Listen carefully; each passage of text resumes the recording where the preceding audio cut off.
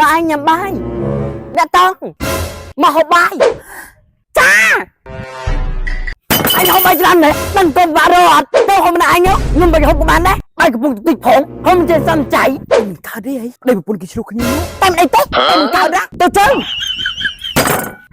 ខ្ញុំនិយាយប៉ុណ្ណឹងហើយនោមច្រើនទៀតទៅបានទៅនេះចានទីហៅឥឡូវវិទិនហារ៉េបានតិចទៀតអាចហោះក៏ថាបានដែរអូច្រាំផ្លូវ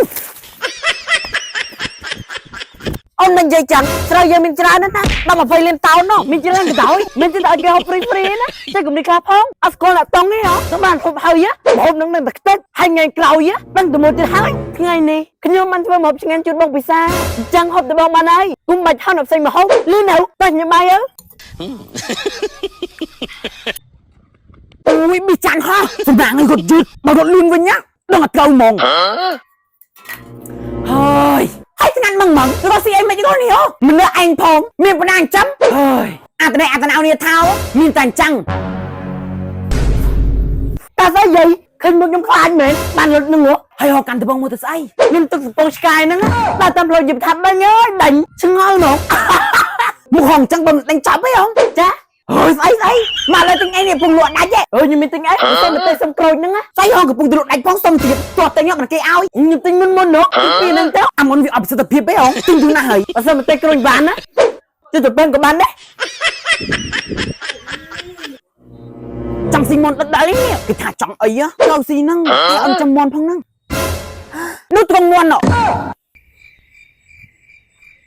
Hello ខ្ញុំមានដំណឹងមួយស្អែកខ្ញុំទៅសុកក្រៅមួយអាទិត្យនៅទៅមើលថៃខ្លួនផងលឺនៅខ្ញុំទៅហើយអូយបណ្ណាគេហ្នឹងខ្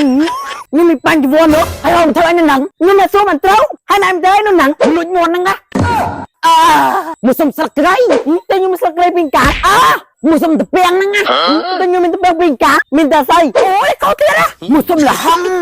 តែខ្ញុំមិនដល់លហងទេមាត់នេះជិះខោលហងខ្ញុំដាក់ស្រូបបាយអាកាសហ្នឹងបានទៅផ្ទះហើយតែខ្ញុំមានបាយអាកាសពីកាកា